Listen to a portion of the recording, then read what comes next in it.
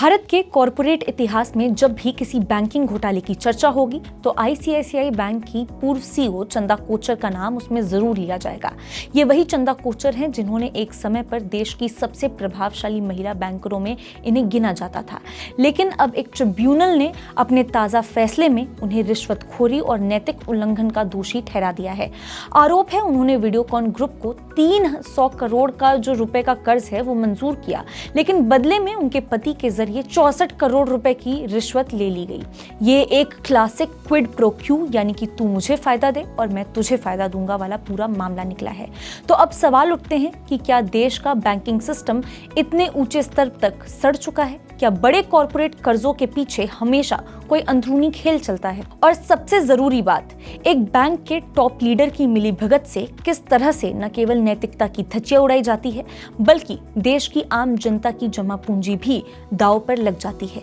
इन्हीं सारे सवालों के जवाब आज हम आपको इस खास रिपोर्ट में देने जा रहे हैं। नमस्कार, मैं हूं मुस्कान ओझा, आप देख रहे हैं मनी 9। कहानी शुरू होती है साल 2009 से, जब वीडियोकॉन ग्रुप को आईसीआईसीआई बैंक से 300 करोड़ रुपए का जो लोन है वो पास किया गया। चंदा कोचर उस समय बैंक की लोन सैंक्शनिंग कमेटी में शामिल थी, लेकिन इस वक्त कर्ज को मंजूरी देते वक्त उन्होंने एक जो बेहद अहम बात है वो छुपाई थी। उनके पति दीपक कोचर का कारोबारी रिश्ता खुद वीडियोकॉन ग्रुप से जुड़ा हुआ था और यही बात आज इस पूरे घोटाले का केंद्र बन चुका है। ईडी ने पहले ही इस लेन देन की पड़ताल शुरू कर दी थी।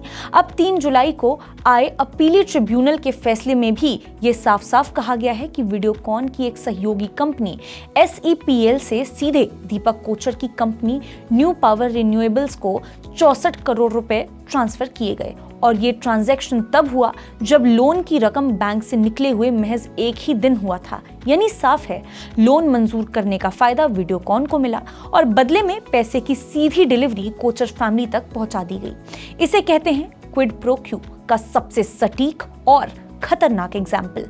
अब अगर आप सोच रहे हैं कि कहीं ये सिर्फ कागजी कंपनियों का खेल तो नहीं था, तो ट्रिब्यूनल ने इसका भी जिक्र किया है। उन्होंने माना कि भले ही न्यू पावर रिन्यूएबल्स का जो मालिकाना हक है कागजों में वीडियोकॉन के चेयरमैन वेणुगोपाल धूत जो हैं उनके पास था, उनके नाम था, लेकिन असली जो कंट्रोल था वो दीपक कोचर के पास ही था।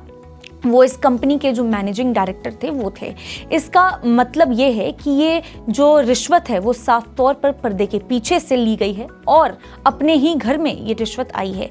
ट्रिब्यूनल ने बेहद कड़े शब्दों में उस पुराने फैसले को भी खारिज कर दिया है जिसमें नवंबर 2020 में एक निचली अदालत ने कोचर फैमिली के 78 करोड़ रुपए की अटैच संपत्तियों को छोड़ने का आदेश दिया था। ट्रिब्यूनल ने कहा कि इस फैसले में कई ऐसे अहम सबूतें हैं और जिन्हें नजरअंदाज कर दिया गया है, जिन्हें शायद देखने की कोशिश भी नहीं की गई है और जो निष्कर्ष निकाले गए हैं वो रिकॉर्ड से मेल नहीं खाते हैं। इसके उलट ईडी के तरफ से जो भी कार्रवाई की गई है वो पूरी तरह से डॉक्यूमेंट्री, एविडेंस और टाइमलाइन पर आधारित थी। अब इस पूरे मामले से बड़े सवाल खड़े होते हैं। पहला सवाल, क्या देश की टॉप बैंकों में भी निजी फायदे के लिए नियमों को ताक पर रख दिया जाता है? दूसरा सवाल, एक पत्नी बैंक की सबसे ऊंची पोस्ट पर हो और उसका पति उन्हीं लोन लेने वालों से पैसा ले रहा हो तो क्या ये सीधे सीधे हितों का टकराव नहीं है? तीसरा सवाल, क्या सिस्टम में ऐसी खामियां हैं जो बड़े अधिकारियों को भी बाहर निकाल सकती हैं? इन सवालों का जवाब खोजते हुए आज हमें ये समझना होगा कि ये मामला सिर्फ एक व्यक्ति या एक परिवार का नहीं है। ये उन लाखों लोगों की मेहनत की कमाई से जुड़ा हुआ है जो बैंकों में भरोसा करते हैं, बैंकों से पैसे का लेन देन करते हैं। अगर ऐसे ही घोटाले होते रहेंगे तो न केवल बैंकों की साख गिरेगी बल्कि आम आदमी का जो भरोसा है वो भी टूटेगा। इस केस ने यह भी दिखाया है कि जांच एजेंसियां अगर मजबूत ढंग से काम करें और ट्रिब्यूनल जैसे संस्थान ईमानदारी से साक्ष्यों को परखें तो कितना भी बड़ा नाम हो, सच को दबाया नहीं जा सकेगा। ये पूरी कहानी एक सीख भी देती है कि सत्ता में रहकर अगर आप निजी रिश्तों को छुपाकर फैसला लेंगे तो कभी ना कभी सच्चाई आपके सामने आ खड़ी होगी। चंदा कोचर को एक समय मिसाल के तौर पर पेश किया गया था, लेकिन अब वो एक चेतावनी बन गई है लोगों के लिए कि नैतिकता से समझौता करने की कीमत बहुत ही ज्यादा भारी होती है। मनी 9 के इस खास सेगमेंट में आज इतना ही। फिर मिलते हैं एक और खास रिपोर्ट में। इस सिप से तो नींद टूटती है, लेकिन केवल जागना नहीं, आगे भी तो बढ़ना है। उसके लिए चाहिए एक और सिप। हर महीने छोटी छोटी रकम की इंस्टॉलमेंट यानी सिस्टमैटिक इन्वेस्टमेंट प्लान से शुरू कीजिए निवेश। लेकिन पैसे बढ़ाने वाली कौन सी सिप आपके लिए रहेगी अच्छी?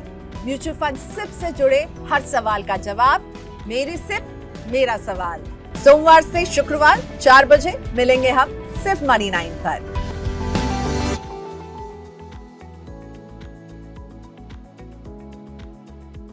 मनी 9 लाया है मेंबरशिप प्रोग्राम मनी 9 प्राइम।